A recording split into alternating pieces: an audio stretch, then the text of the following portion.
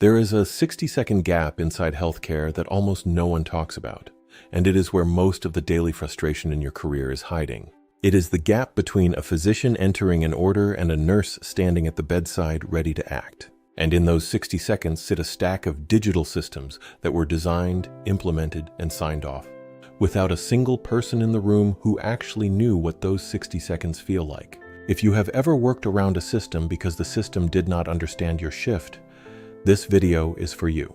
Here is what the evidence is telling us in 2026, and it is stark. The KLAS Arch Collaborative reported again last year that the single biggest predictor of burnout is not how much documentation you do. It is whether the workflow was designed with clinicians at the table. 79%. That is not a technology failure. That is a design failure. And in Ireland, the HSE has openly pivoted toward clinical co-design as the defining success factor for its 2026 EHR rollout. The technology mostly works. The clinical adoption mostly does not. And that is a clinical problem, which means it is a clinical opportunity. Years into my digital health career, when I was working at Cerner, I had a problem on my desk that on paper looked like a database setting. The electronic patient record had a switch. Either every medication required a prospective pharmacy review, or it did not. In most parts of the hospital, that pharmacy review was a beautiful safety net, a second set of expert eyes, fewer medication errors. But in emergency, and especially in PACU, that same switch was a clinical hazard.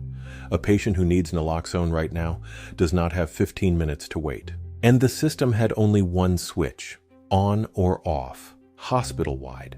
A pure technologist would have said, pick one. A pure clinician would have said, work around it. I pulled in an expert in Cerner's pharmacy module and an expert in Cerner's programming language. We built a solution that triggered on the user's location. If a nurse was standing in PACU, the pharmacy review requirement was overridden. 3 weeks to design, build, and test, and that fix is still in production today. Treating patients I will never meet. Workflow expertise is not a soft skill. It is not a nice to have. In 2026, it is the single most valuable, most undersupplied currency in digital health. Engineers cannot manufacture it. AI cannot replace it, because the data the AI is trained on was generated inside the same broken workflows we are trying to fix. The only people who can answer the question, does this fit a real clinician, are people who have been the real clinician. That is you. Foundation 1. See the gap. The first skill is learning to notice the work around you do every shift, and to see it as a design problem. Foundation 2. Name the gap. You cannot fix what you cannot describe. Articulate the consequence for the patient in plain language. Foundation 3.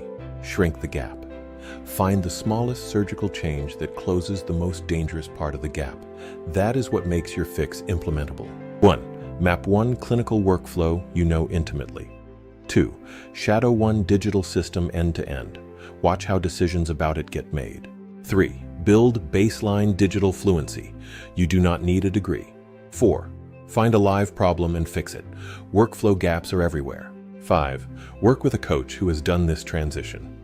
We shorten your path by years. We translate a career you know into a career you are still learning. Zoom out for a second. Every year we spend not putting clinicians at the center of digital design is another year of burnout and wasted capital.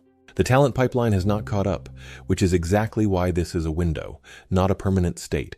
This is the decade where you decide. I would love to hear from you in the comments. Tell me one workflow on your floor that you would redesign tomorrow if someone gave you the keys. If you found this useful, subscribe. There is a new video every week for clinicians thinking about the next phase of their career. And if you want help walking through it, my coaching program is built around the Impact Framework. Link is in the description. Thanks for spending this time with me.